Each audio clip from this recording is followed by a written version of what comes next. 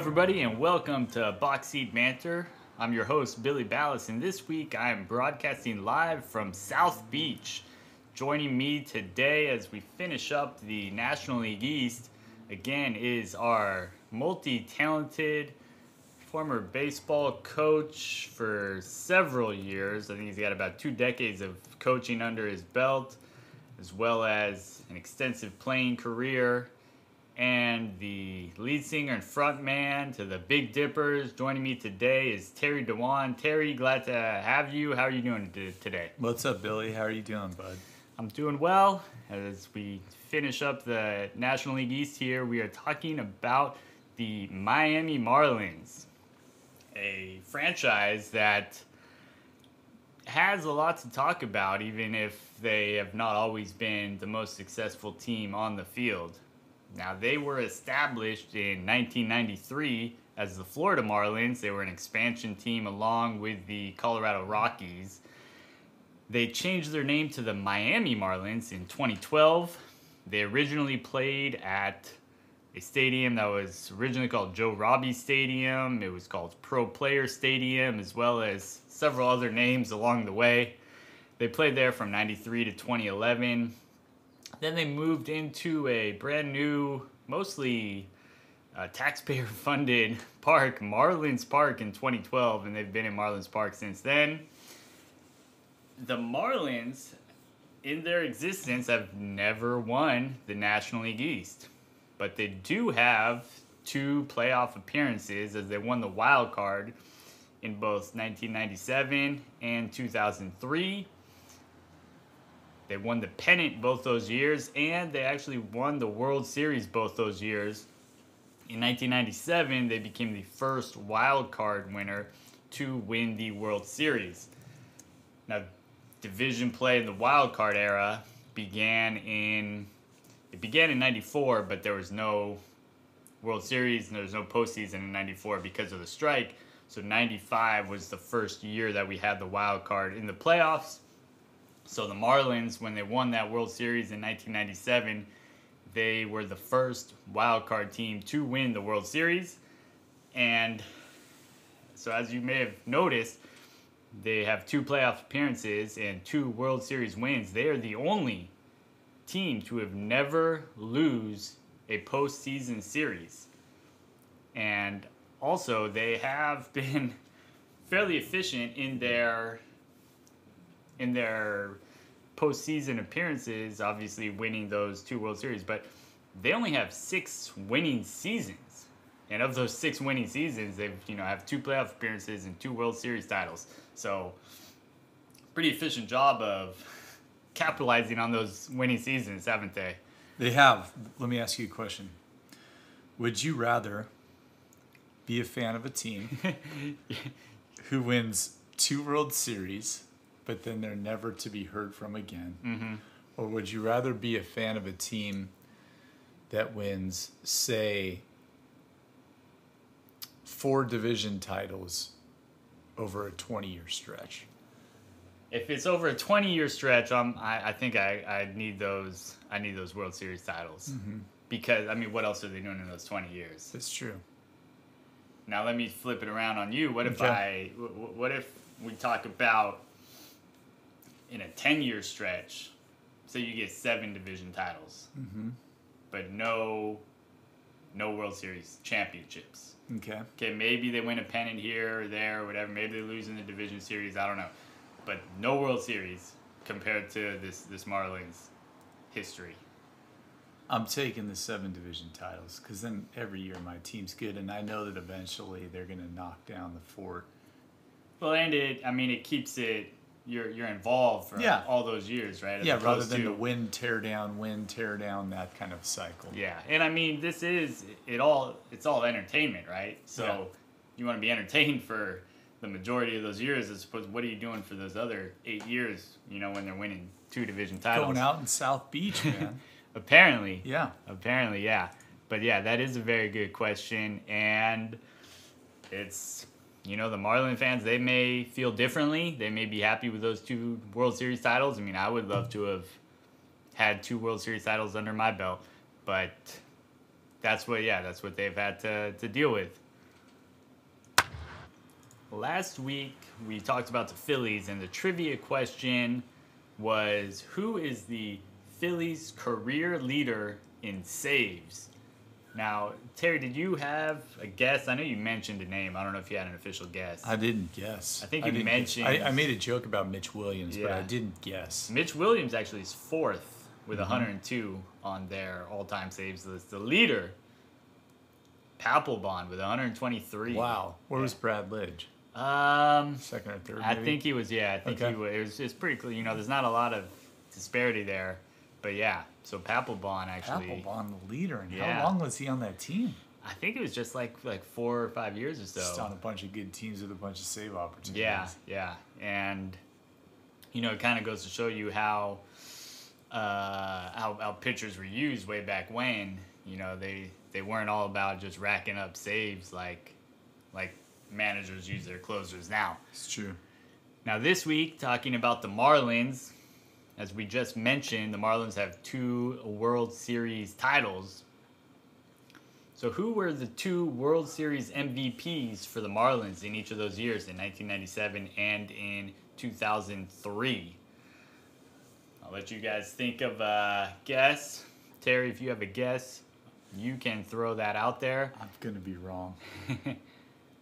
Okay, 97, I'm between Craig Counsell and Jeff Conine. And 03, I'm feeling like Beckett. Okay. So that's my guess. Okay. All right. So that's a good guess. We will... You got to tip me off with these so I can sound smart for the listeners. Well, you got... Coming into this, I think you're 1 out of 4, right? So if you... If you get this with 2 for 5, that's pretty good. Not bad. I don't want to give you any softballs here. That's true. Those are legitimate questions. Now, the Marlins, originally, they were owned by Wayne Huizenga from 93 to 98. He was also the owner of the Miami Dolphins for a time and the Panthers of the NHL. Little Wayne Huizenga for you. So I grew up a Dolphins fan. I know that's totally random, and as random as my Mets fandom, but I love Dan Marino. I thought he was the most talented player I'd ever seen, and so as a kid, I grew up wanting to play quarterback, and it was because of Dan Marino, and so Huizenga was the owner of the the Dolphins, and then later the Marlins. And your second Wayne Huizenga fact is that I think he began as like a garbage hauler and then worked his way up to owning the largest trash company in the world. I think, I did see that. And then he took over the Marlins. Do you know? Do you know what else he actually owned? No. It's a company that was very popular back in the 80s and 90s that is not... They might have like 1 or 2 locations now. But Blockbuster? Yes. Look at that. Yes. I vaguely remember that too. Blockbuster couldn't convert to video. Netflix blew him out. Yeah. So then he won that. He was the owner when they won that 97 title. He sold the team to John Henry, who owned the team from 99 to 01. But then Henry then sold the organization so he could buy the Boston Red Sox. And he sold it to... Premier League champion Liverpool Football Club. Yes.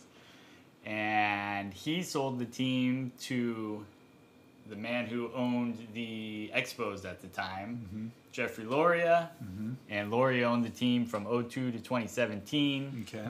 He sold the team to Bruce Sherman in 2017.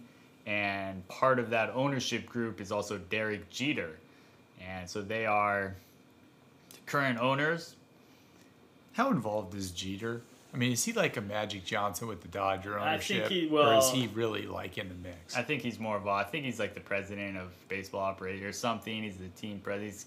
I envision him as like kind of what Stan Kasten does for the Dodgers, not what Magic Johnson does for the Dodgers. And it makes sense because he is a baseball guy. Yeah. You can see Magic doing that with the Lakers. Sure. Do you know who the first GM for the Marlins was? It's a big name in the world of GMs. I do not. Dave Dombrowski. Oh, man, I knew that. I knew that Dombrowski worked there at some point. Yeah, he was a GM from 93 to 01. Larry Beinfest from '02 to '07. That's right. Michael Hill from '08 to 2013. Then Dan Jennings from 2013 to 15. And then now Michael Hill is the GM again from 2016 into the present. Didn't Dan Jennings like give up his post and go manage the team? Yeah, we might get to that in just a moment here Okay, as we my talk about the managers. So you might get that question right. Now, the first manager of the Marlins, as a young man, he was a bat boy for the Dodgers. He went to Dorsey High here in LA and also attended USC. Any guess on who their first manager was? The very first guy? Was it Jack McKeon, or were we not there yet? We're not there yet. Because I have a feel. I was going to make some sort of a joke that Jack McKeon's going to take over for me halfway through this podcast and do a better job. SC? Yeah. I don't know. Who is it? Renee Latchman. Okay, I wouldn't have gotten that. This next manager is the only Don't walk away, Renee. manager to win a World Series title and a World Baseball Classic title. Whoa. That's McKeon. No. What? Who is this? Well, who was their other I World have Series no winner? idea. He wore spikes as a manager. Oh, that's smoked in the dugout Yes. too. Yes. Yeah, I can't remember. Oh my gosh, what's his name? Tigers. Leland. Yeah, Jimmy Yeah. Leland. Jimmy Leland managed them from 97 to 98. I'm not going to touch on all of their managers here. I'm skipping a couple. But they had a manager who was a catcher for the Dodgers. He actually caught Koufax's perfect game back in '65. Do you remember who his catcher was that day? Jeff Torborg. Yes. Jeff Torborg managed from '02 to '03. How do I get that? And it took me 10 seconds to get Leland. Well, maybe you've heard Vin's call of the ninth inning I of think I Koufax's have. perfect game several Yeah. times. I know I have. But Torberg, he was fired in '03, and that is when this man took over, who was the Padres general manager and built the 1984 NL pennant winner of the Padres. That was back in '84. Then he went into managing several years later. And that is... If I guess often enough, I'm going to be right at some point, right? Yeah, well, who are you, who did you guess first? Mr. McKeon. Yes, Jack McKeon was managed from '03 to '05. Who's the only manager to win Manager of the Year with a losing record? Who is? Yeah.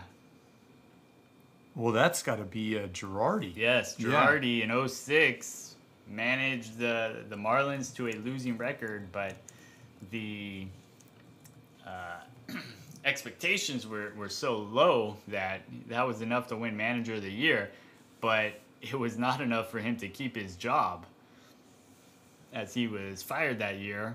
Then they had a manager who played his first, as a manager, his first postseason managerial game, he played it under protest. Now, this was not while he was manager for the Marlins. He was manager for another team. In his first game in the playoffs, he played it under protest. That's bizarre. Yeah, I believe it was a infield fly rule that was highly debated. Freddie Gonzalez. Ah, from the Braves. Yeah, so before he managed the Braves, he managed the Marlins from '07 to 2010.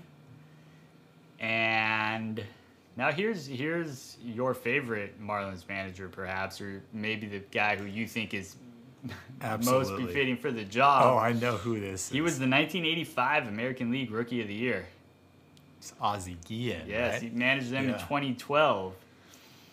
And then we move on to a player who was undrafted out of college, but still made the major leagues, and he was the backup catcher on the '03 title team for the Marlins. I don't know that one. That's Mike Redmond. Mm-hmm. And then we get to the GM who appointed himself as interim manager. Dan Jennings. Dan Jennings. And then Mattingly. Yes. Yeah. Don Mattingly has been the manager since 2016.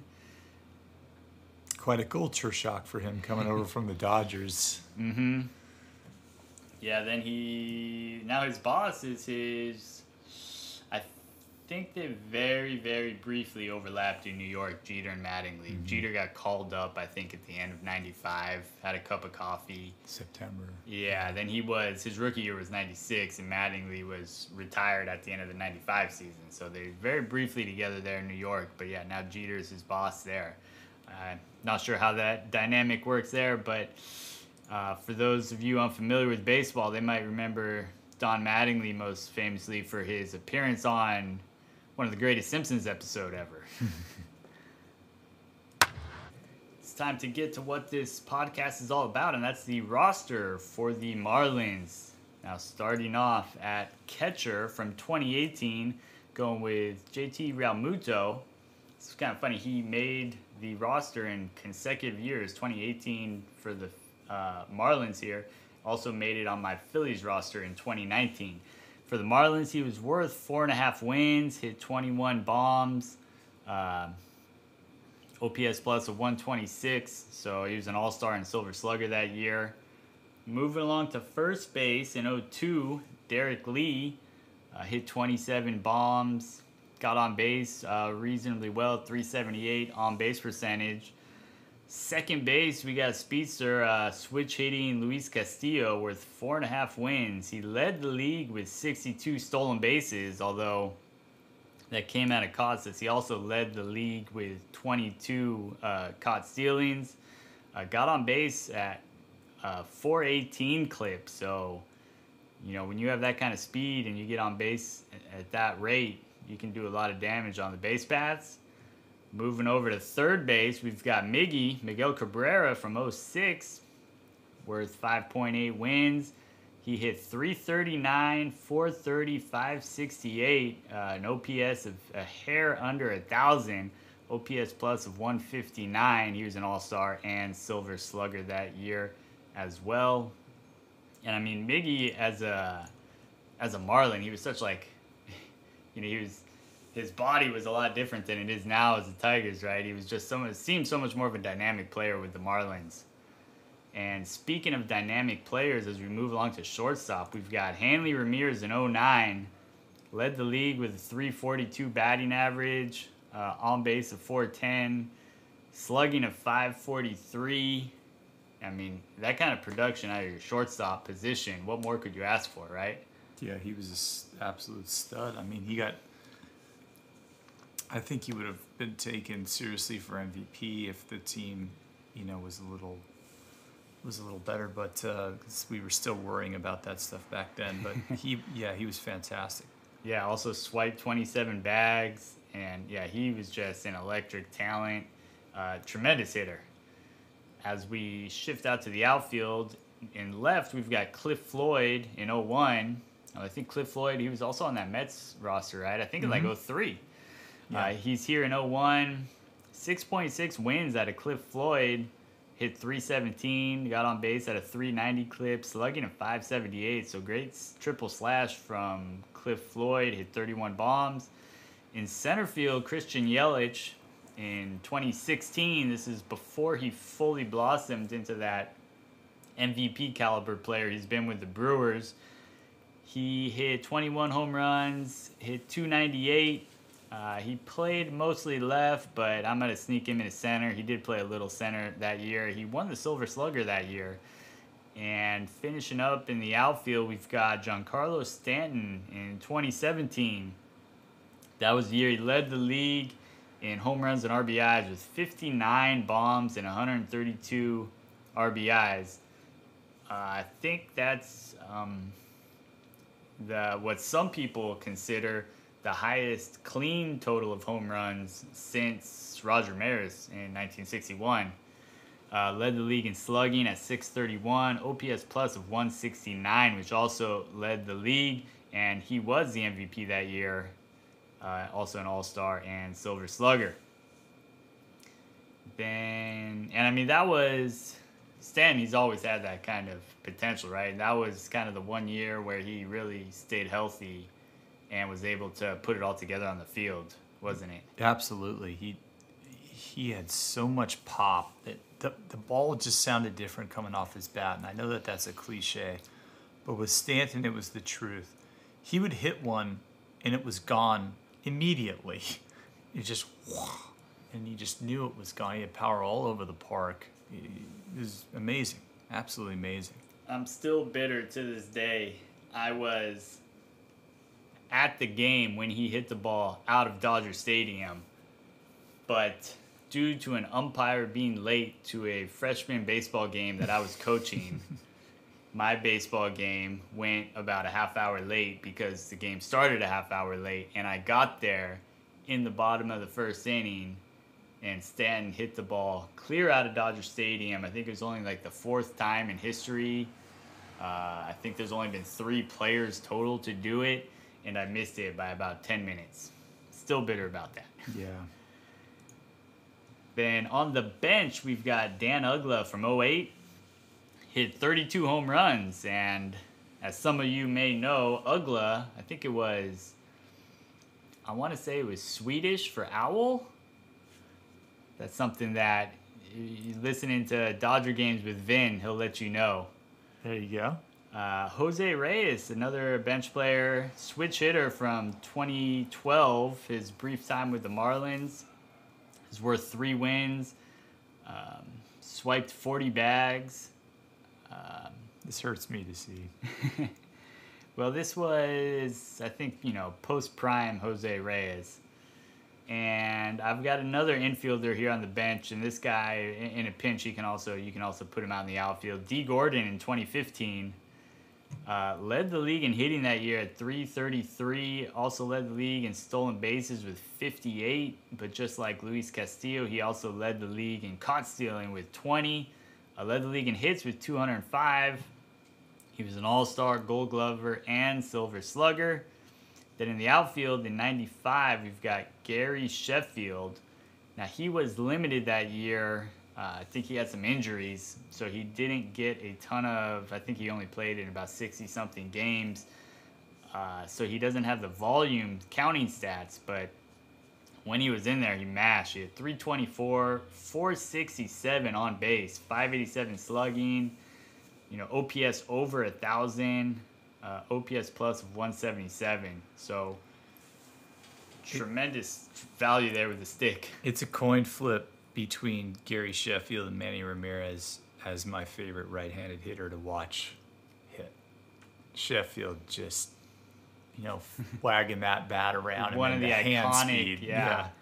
the iconic stances that every kid mimicked, right? Before the batting stance guy on Twitter, everybody was copying Gary Sheffield at Little League fields across America in the mid-'90s. Also appeared to walk up to home plate with like an entire can of dip in his mouth. So this guy was just a ball player. And finishing up the bench, we've got Charles Johnson as the backup catcher in '97. He was above average with the stick, tremendous with the glove. Defensively, he was worth 2.7 wins. He was a Gold Glover that year and an All-Star for the Marlins. So as we look at that, those position players, there's definitely, some high caliber names there, wouldn't you say? Absolutely. All up and down, fantastic. But then the other thing that we noticed is that some of them maybe had their peak with the Marlins, but a lot of them, that's not necessarily the case. Yeah, if you're Cabrera with the Tigers, Mm-hmm. right? Derek Lee with the Cubs, maybe. Real Muto's now with the Phillies. Yeah, Stanton's already with the Yankees. Yelich obviously busted out with the Brewers. Sheffield's been all over the place. Yeah. Reyes was a Met, Yeah, how many of these guys do you think are Hall of Famers before it's all said and done?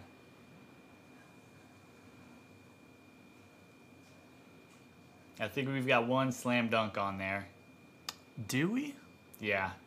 I think Cabrera's a Hall of Famer. Okay, yeah, that was where my mind was going. Sheffield, I think, is would be. I think he should be if it weren't for the allegations. It didn't. I'm sorry about that. He I didn't have a don't know what he had, but Yeah. I know the. And then Yelich he's got a long ways to go, but I feel like he's on that track. But my next point was how many of these guys would go in the Hall with a Marlins cap. That's the real question. Yeah. And I think that's the downside, right, of being a Marlins fan. They have all this tremendous talent, but they don't get to appreciate it in a Marlins uniform as much as they would like to. Yeah. Now as we move over to the pitching staff, from 96, Kevin Brown, 7.8 wins above replacement. He went 17-11 that year. Led the league with a 1.89 ERA. Also led the league with a 16 batters hit. Led the league in ERA plus at 215 and in WHIP at .944, and he kept the ball in the yard. Just gave up .3 home runs per 9. He was an all-star that year. Didn't strike out a lot of guys, just 6.1 per 9, but stingy with the walk, just 33 walks in 233 innings. Brown was a two-seamer guy, a sinker ball guy, and so that might be why the strikeout totals are down a tick, but he was just so dirty. And not to drag him, but of the 0.3 home runs per 9, I don't think it was 96. I think it was 97 the year that they won it. He gave up one of the biggest bombs I've ever seen in my life, which I watch on YouTube at least once a year, which is at Pro Player or Joe Robbie or whatever it was called at the time to Andres Galarraga. Do yourself a favor and pull that up on YouTube. Yeah. That is power going into power and then leaving a yard in a roped off top section of a football stadium. When the sinker doesn't sink, that ball can go a long ways. In 03, we're going with Josh Beckett. Now, he only started, I think it was his rookie year. He only started 23 games for them, so, not as many innings, but he was, had an ERA right around 3. And he, as you mentioned, he was your guess for the World Series MVP. I may be banking some of this year on his performance in the playoffs. Then as we get to 2013, this one's kind of, this one's a downer to bring up. Jose Fernandez in 2013. Yeah. He went 12-6, ERA of 2.19. Led the league in hits per 9 at 5.8. This was his rookie year. He was the rookie of the year that year. And, we'll get to him. I think we'll bring him up a little later in this podcast. But that was, kind of what could have been. He was just a joy to watch as he, loved playing the game so much. And he was a tremendous talent out there.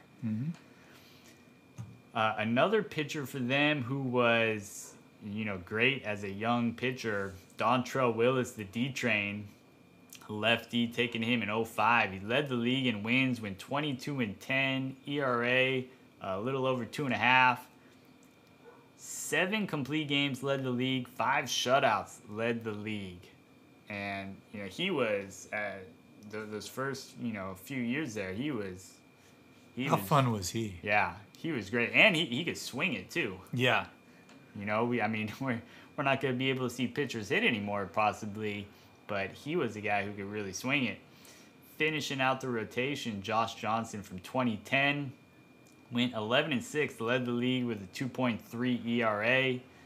Also led the league in ERA plus and FIP, as well as home runs per 9. So pretty solid rotation there, as has been a theme of these teams. When you go through 25 years, you can generally get some good starting pitching, and I feel like these guys are, they're definitely some great starting pitching.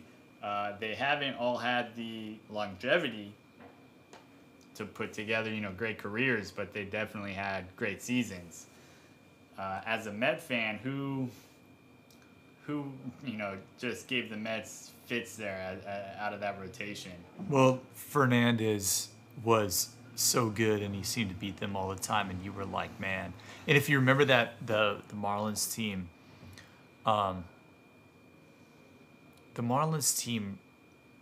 right before he passed was on the way to becoming a great team. Mm-hmm.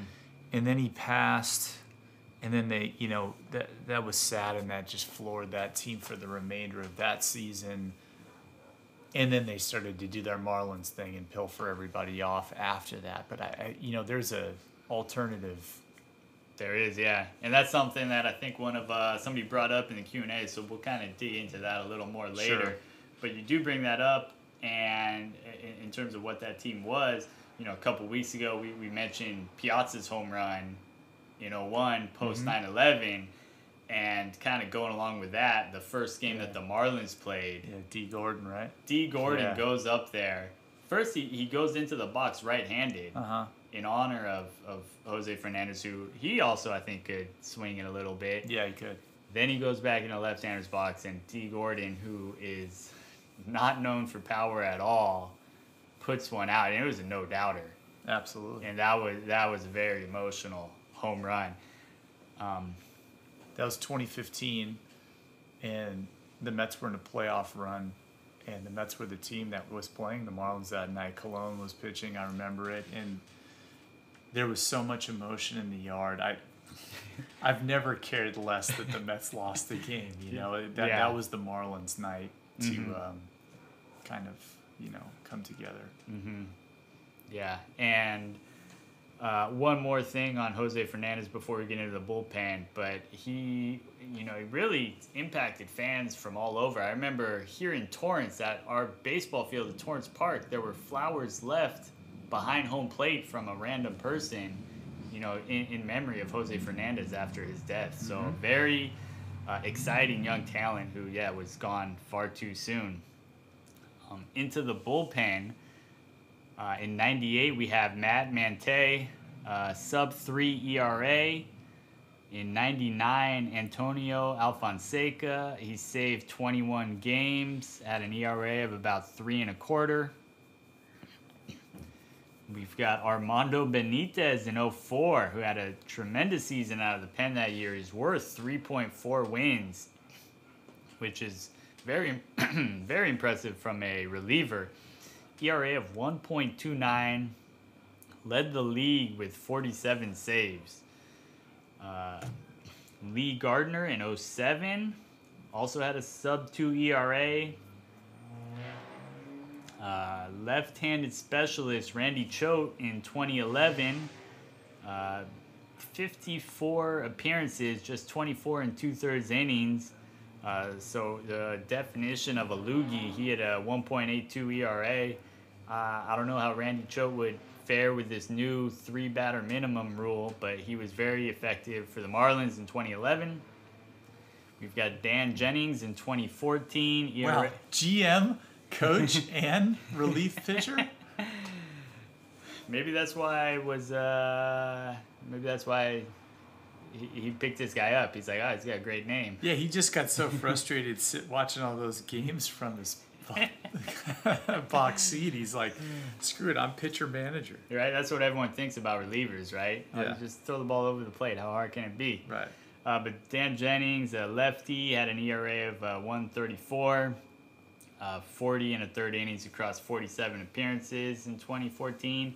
And then Harlan Garcia, another lefty from 2019, had an ERA right around 3.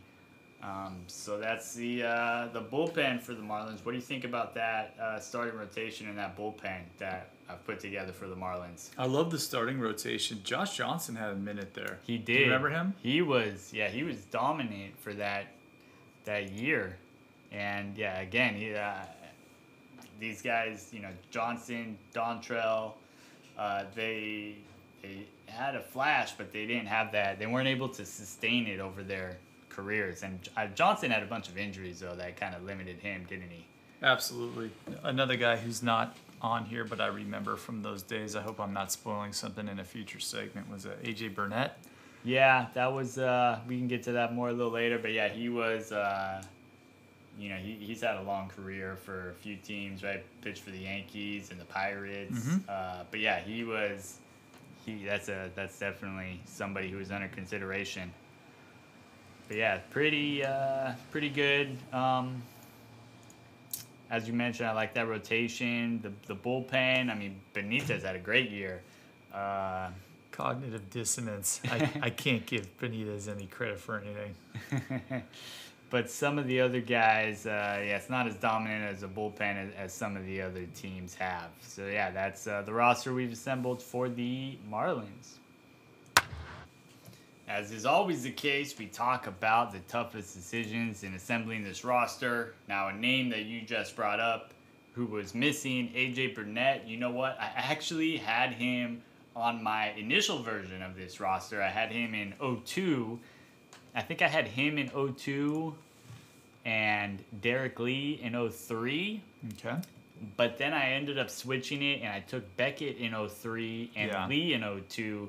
Just, I mentioned Beckett's performance in the postseason, and he was solid that year. AJ Burnett in 02, though, he had 5 shutouts, and he led the league in hits per 9. So that was a very tough call between the two of them. Really could have gone either way.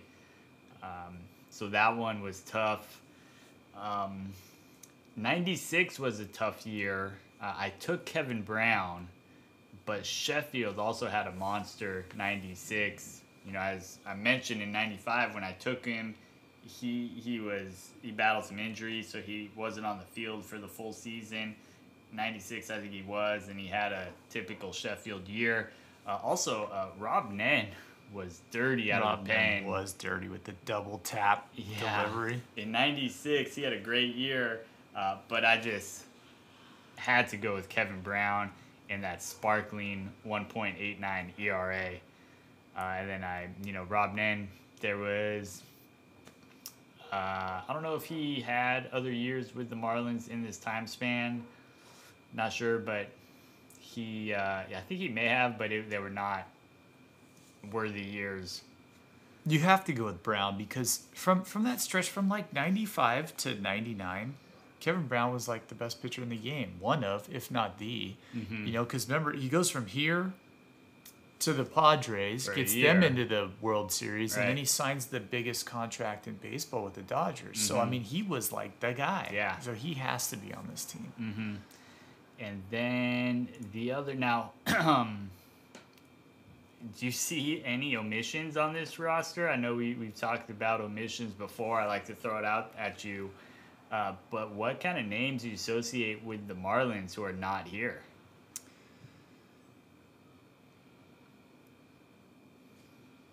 Well, I mentioned Conine earlier. Yeah, I know. There's no Niner, no Jeff Conine. And he was... You know what, though? In looking at his BB ref, you kind of associate him so much with the Marlins, right? But, he wasn't like a career Marlin. I think he was on that team initially, and then I think he went and played somewhere else. So didn't he go back? Then he came back, yeah. But no Jeff Conine. Okay. And I'm thinking Juan Pierre. Yeah, Juan Pierre. No Juan Pierre. Because you got Pierre and Castillo at the top of the lineup with that 80s Cardinals type of vibe. Yeah. And I remember Juan Pierre being such a polarizing player. I remember him wearing his baseball cap under his helmet, like a little leaguer. Yeah. But I remember him being so polarizing as to whether Juan Pierre was actually good. Remember, because he would get 200 hits and he would a lot of the counting stats, but then people would say, yeah, but he made the most outs in Major League Baseball, and how many times he roll over 4-3, and it was a huge debate. Yeah, right. Like no, he didn't walk, didn't strike out, or just put the ball in play, and no power. Yeah. But he could run. Yeah, interesting. But also, I mean, Juan Pierre, everything that I've observed of him, he seemed like great guy to have. For sure. He was on that Dodger team, and he played, behind Manny Ramirez, and so he was on the team. I think he signed a big contract. Manny Ramirez comes over, now all of a sudden Pierre's a bench player, And then Manny gets popped for steroids, and they're like, "Hey Juan, we kind of need you again." And there's no complaint. He pops in the lineup, and he didn't hit like Manny Ramirez, but the Dodger team still was successful with him playing. And then Manny comes back and is like, "All right, Juan, back to the bench," and there's no complaints or anything. Yeah. But yeah, he was definitely you think of him on those Marlins team. But yeah, so no Juan Pierre, no Jeff Conine. The other guy that I associate with those Marlins teams, Mike Lowell. Yes. So those guys all missed it. Latin George Clooney. And there were a couple other solid years. Carl Pavano in 04. I remember Pavano. He had a great year for them in 04. And Todd Jones out of the pen in 05 had a great year. So those were some guys who were just missed, who were, probably deserving, but there were just other guys I had to go with. So yeah, want to mention those guys as guys who just missed the cut. Maybe some honorable mentions on this Marlins roster. So now, Terry, what are your thoughts on this roster? How would you go about in grading this roster that I've assembled for the Marlins? Well, this one was a challenge for me, Bill. I don't like the bullpen. I like the starting pitching. But since we've been running through the NL East, it seems like every team has had fantastic starting pitching. Mm-hmm. I really kind of like the nucleus of position players, especially because it's a really good blend of athleticism, and that's always been a Marlins thing. They've always drafted athletes, multi-sport guys. We talked about Real Muto earlier. Like, he was a quarterback in high school of a state champion. They kind of do that a lot, where they pick guys who are multi-sport athletes. And then, so the Marlins are always going to have guys that are 6'4", that are 220, that can run. That's what they're up and down. So I like the Marlins. I like their with the athleticism. Real Muto's athletic. Derek Lee was a two-way player. Castillo. Hanley's a great athlete. Floyd's a great athlete. Yelich. Stanton's a tight end. And, D. Gordon, there's more speed there. Sheffield's athletic. So. And Charles Johnson, a great defender there. He was a great defender, yeah. He had a huge reputation behind the plate, and he had 20 homer power, too. So I really like that. I'm going to give the Marlins a B. I think they're a little light pitching compared to the teams that we see, and pitching's the name of the game. So I'm somewhere between a B and a B minus. I really think that the bullpen,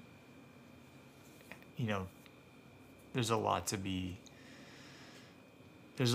asked there. I think you're getting a monster Dontrelle Willis season. You're getting a big Josh Johnson season, but those aren't the names that some of the top fives that we're going to run out there from the other teams. Mm-hmm. So because the pitching's a little light, I like the athleticism, the two-way players, and a lot of really good seasons that you handpicked here from the offense. I like the pitching, but not as much. So I'm going to go with either a B or a B minus. Yeah, I definitely agree with you with that rotation. Those guys all had great years. Not great strikeout numbers across the board. I think as a group, it looks like, we're less than a batter an inning. But, they kept the ball in the yard. Kevin Brown, Dontrelle, Josh Johnson all led the league in home runs per 9 in their seasons. And as a group, I think this team had the lowest home runs per 9 out of all the teams I've assembled. So they kept the ball in the yard.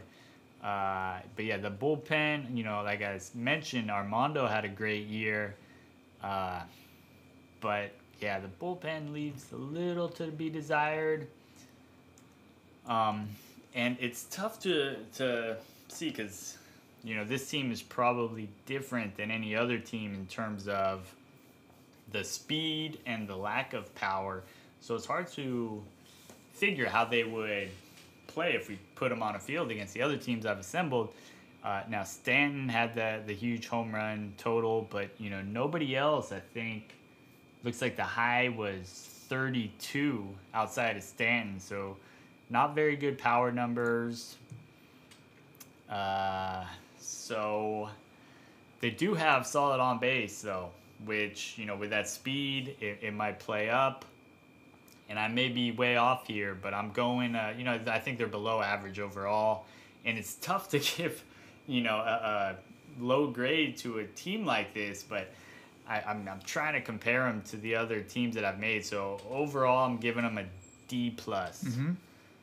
But yeah, it's, they may be a lot better than that based on their, the way that this team is kind of formed differently than the other teams. It would be interesting to watch. No, but I think that's fair because, first of all, you have the benefit of having done all 30 Major League rosters, right? So in your mind, you're kind of comparing them to them. And I think I tend to give these other teams in the division more weight because I've seen them at their best or I've feared them at times. Right. And so when I see the name Luis Castillo, I think of the dude who hit 334. I don't think of the guy who hit 260 on the Mets. You know, I'm thinking of each of these guys' peaks.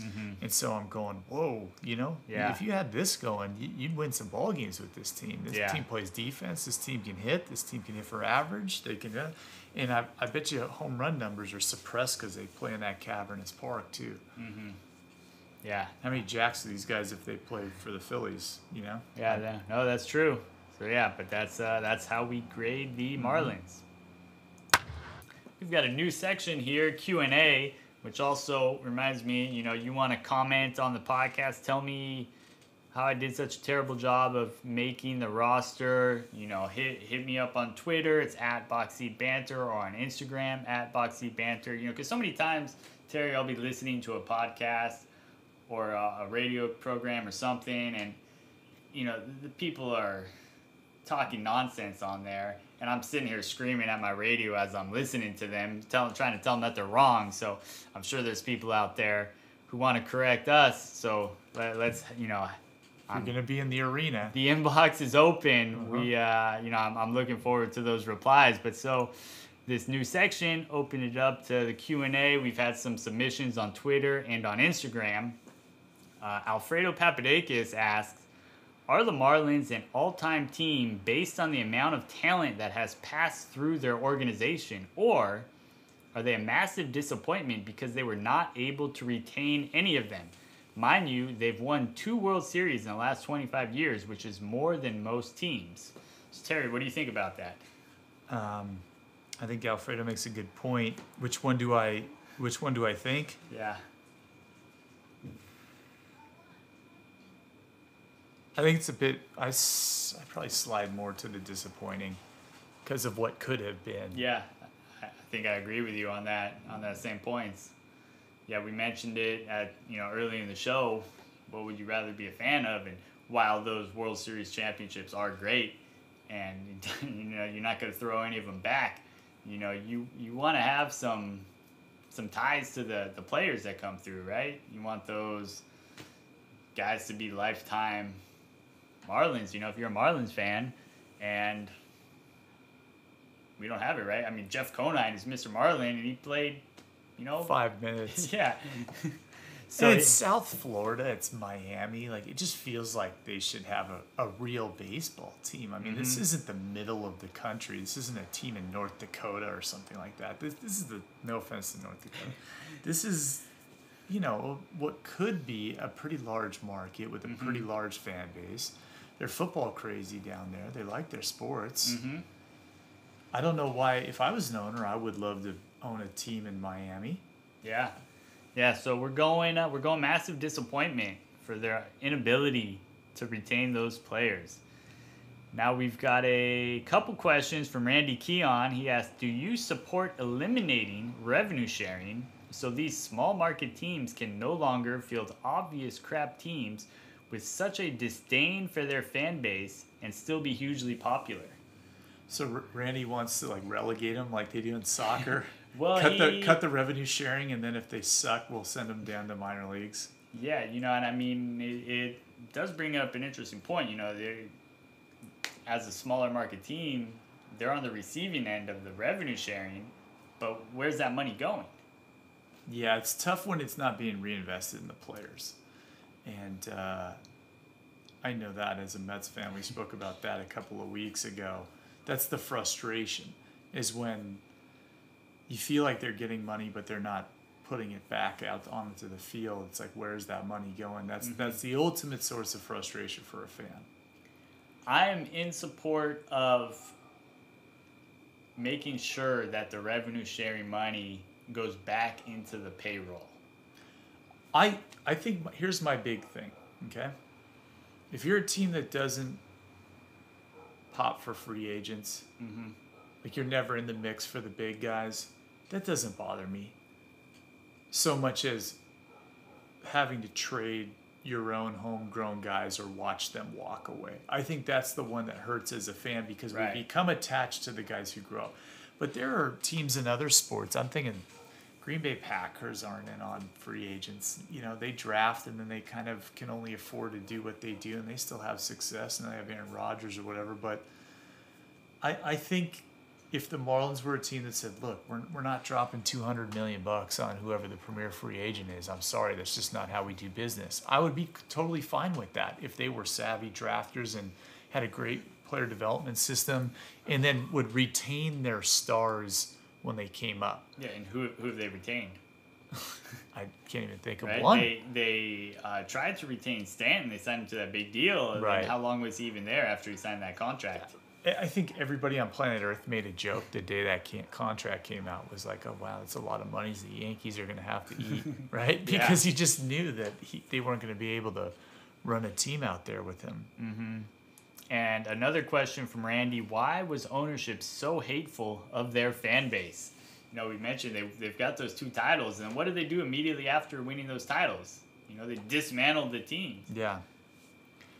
Randy's upset about this. Yeah, Randy might have been watching Major League recently. You know, it's kind of ironic that the team in Miami has had owners who are so, so cheap and penny pinching and not wanting to invest it in the team when the movie Major League was about an owner, Rachel Phelps, who was a penny pincher who did not spend any money on the team,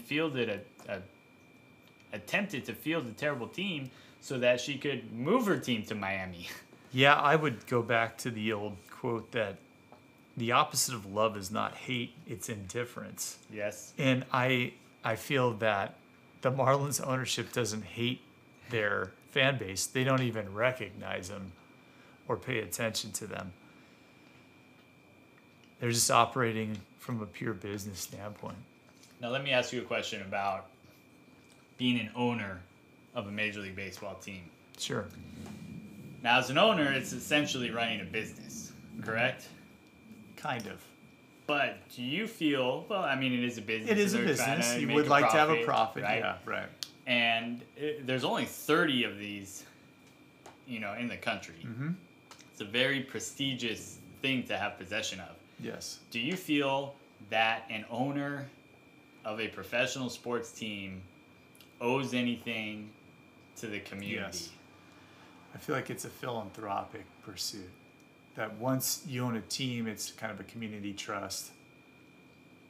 And you are, from an ethical standpoint, beholden to doing an honest job toward putting a team that's going to compete and win for the people in your community and city. I really believe that. And if you just want to make money,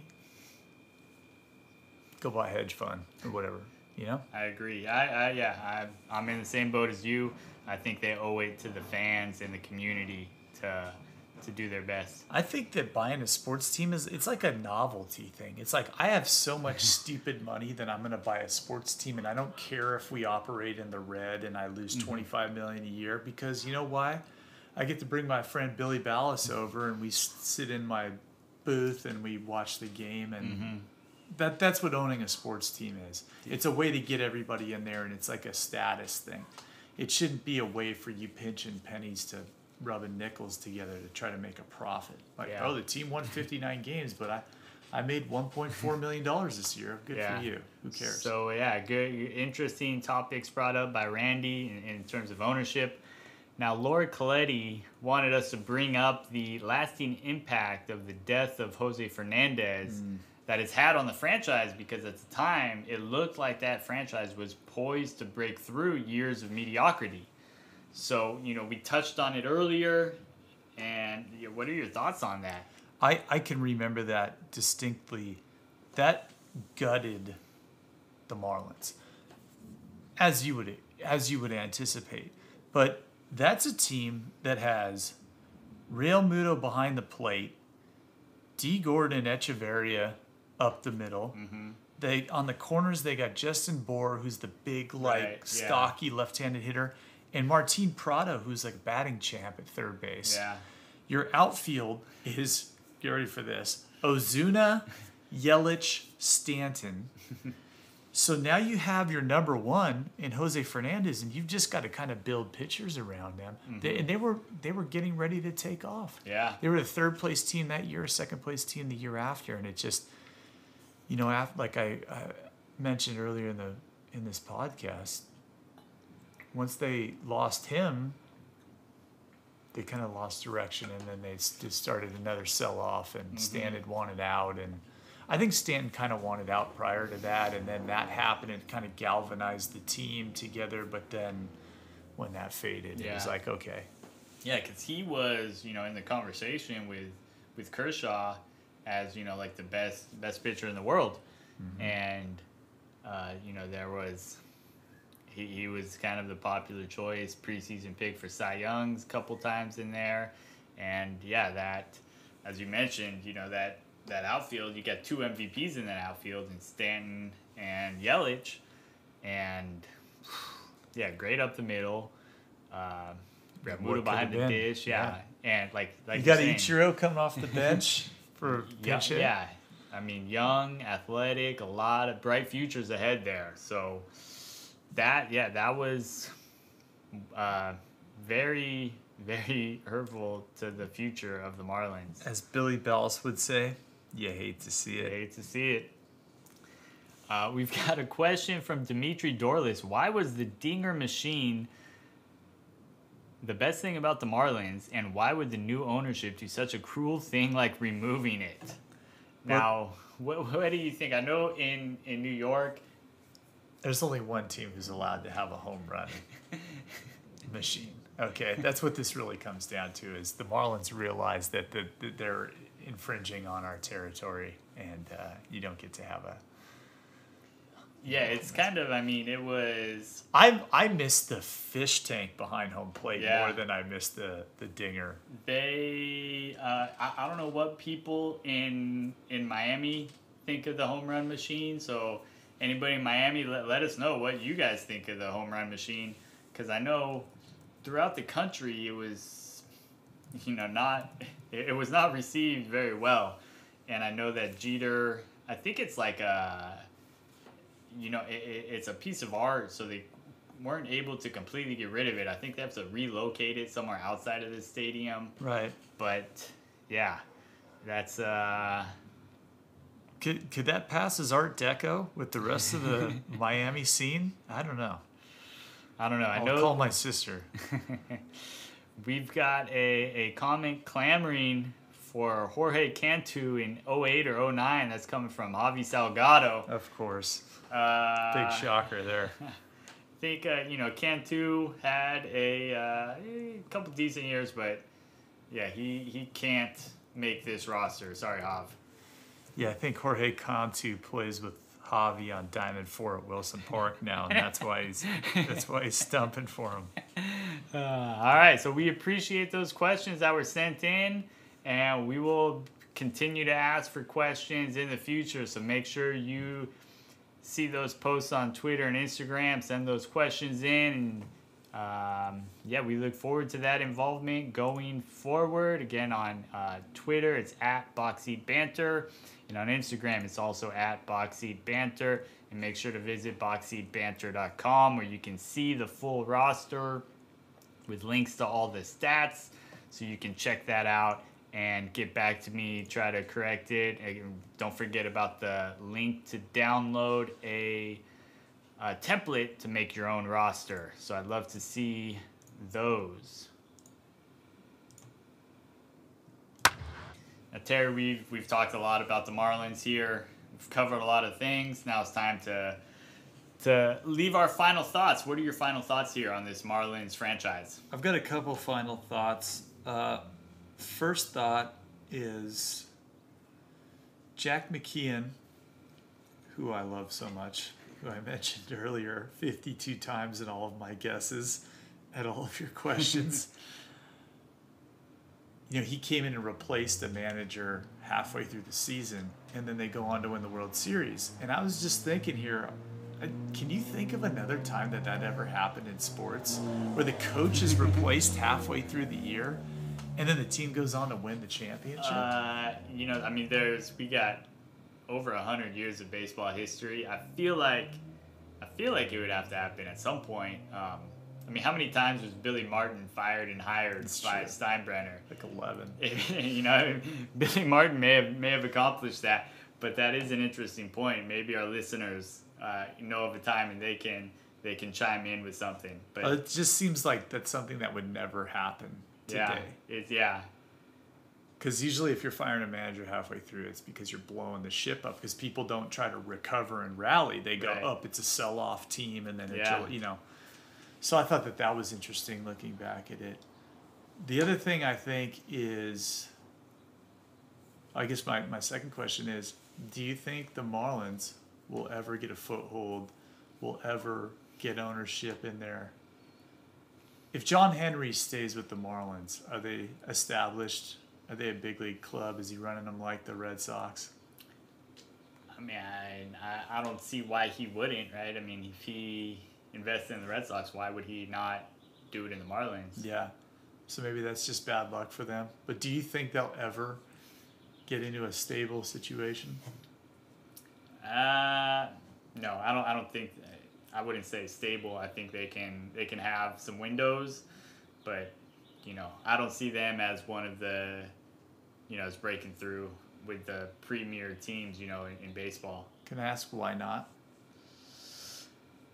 Well, they have not had the continued fan base, and isn't that because the fan base doesn't trust the product, though? Yeah, but I think there's other situations where the fan base is established and will support the team no matter what. They don't have the longevity. They've only been around since '93, so they're not a blue blood as far as baseball goes. They're not one of the premier franchises. So I can see them, competing and having windows, but not a continued success. Good stuff. And I think the last thing I wanted to say is shout out to Marlins, man. He's living the life. That's right. Yeah, I forgot about him, but yeah, you bring a great point. We can't talk about the Marlins without bringing up Marlins, man. Some things that I want to bring up now. You talked about ownership and this, and previously the owners have not done well to the fans, but Derek Jeter, he's not the owner, but he's involved in that ownership group. I just can't see him being a part of an organization that's not doing everything they can to win. That's everything he was known for with the Yankees, was being such a competitor and a winner. And I don't think he's going to sit there and just let them lose and be a laughingstock. Do you? Well, Michael Jordan called. How's that going? Well, what's Jordan's involvement with the Wizards? Team owner, right? Yeah, but what does he do day to day? Because smoke cigars and figure out who to have a grudge against. Yeah, but yeah, I feel like Jeter's just. I think it seems to me, I don't know as much about basketball, but it seems like he's more involved in the day-to-day operations. So I feel like they're making an effort. If that effort's successful, that's a completely different thing. But I feel like the effort will be there from the ownership group. Okay. But yeah, looking at this, we see at these rosters, there are some names that have come through, but as we mentioned, a lot of them are more well known for other teams. But yeah, I'm eager to see, what this new ownership group has in store for them. If they're able to build the fan base there. I know they've kind of ruffled some feathers there initially with some of the moves they've made with the fan base. But like you said, it's Miami, it's Florida, it's a fun place to be.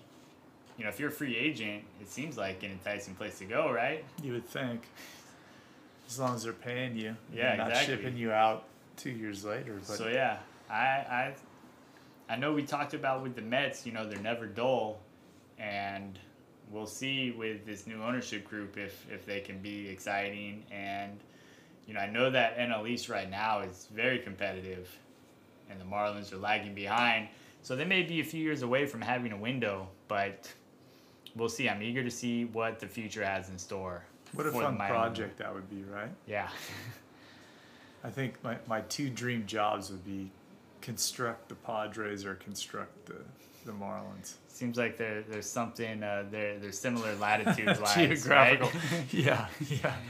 All right, well, Terry, it was a pleasure to have you here to discuss the all 5 National League East teams. We definitely appreciated your insight, so thank you for joining us here. If you guys wanted to send any messages to Terry, he has a Twitter account. It's kind of hard to find. You can send some messages through me at Boxseat Banter. I've had a fantastic time on this podcast, Bill. Any other team you need me for, and I can't get through this podcast without mentioning the name Levon Hernandez to make sure that that's the 3rd time in a podcast that I've brought him up. All right, so yeah, we appreciate having you on. Definitely bring a lot of baseball knowledge to the show, so we thank you for that. Make sure to follow me on Twitter and Instagram. It's at BoxSeatBanter, and also the website at BoxSeatBanter.com. You can find all of the rosters that we've shared, links to subscribe on your favorite podcast app, and leave comments. Again, hit me up. Tell me why this roster was bad. If you're mad that it did not include Jorge Cantu, we want to hear it. So this is Billy Ballas as we finish up the National League East of Boxseat Banter, signing off.